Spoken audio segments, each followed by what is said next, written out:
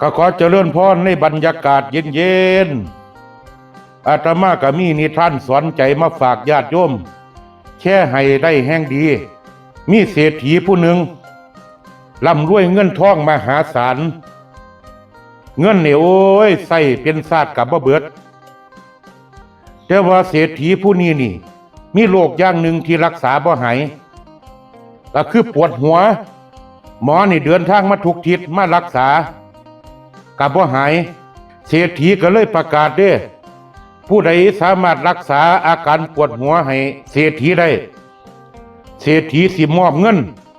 ให้จำนวนหนึ่งตั้งตัวได้เลยก็เฮ็ดให้มีเทิงหมอยาหมอต่างๆมารักษา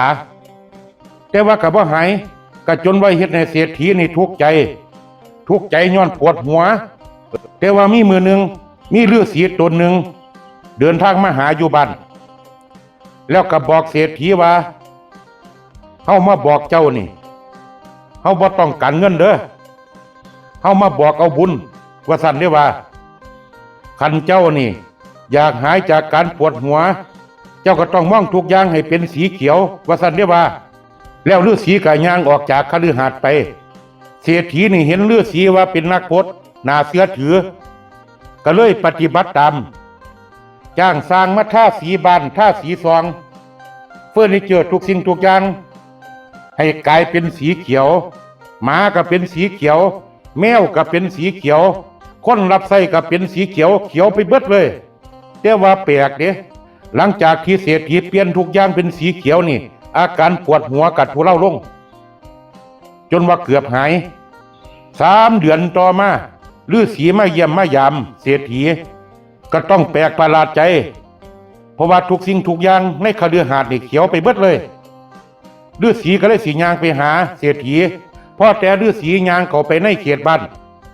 นายหน้าประตูนี่เห็นฤาษีเลี้ยงเฮือคือจังเสียเนาะก็เลยบอกให้ฤาษีหยุด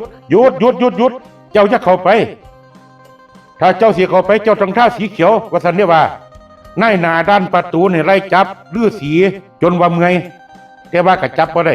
ฤาษีนี่ได้แล่นเข้าไปในคฤหาสน์ไปหาเศรษฐีแล้วก็ด่าเศรษฐีฉาดใหญ่เลยบักโง่เอ้ยกูบอกให้มึงมองทุกอย่างเป็นสีเขียวกูให้มึงเปลี่ยนแปลงที่โตมึงบ่แม่นว่าสิไปเปลี่ยนผู้อื่นสิ่งรอบข้างให้เป็นสีเขียวเบิดแค่มึงใส่แว่นตาสีเขียวก็พอแล้วบักปึกว่าซั่นเด้อว่าเรื่องนี้สอนให้เฮาฮู้จักว่าเฮาอย่าสิไปเปลี่ยนผู้อื่นสิ่งรอบข้างให้มาถูกใจเจ้าของเฮาจงเปลี่ยนตัวเจ้าของให้มันเข้ากับผู้อื่นได้เปลี่ยนที่ตัวเองอย่าไปเปลี่ยนคนอื่น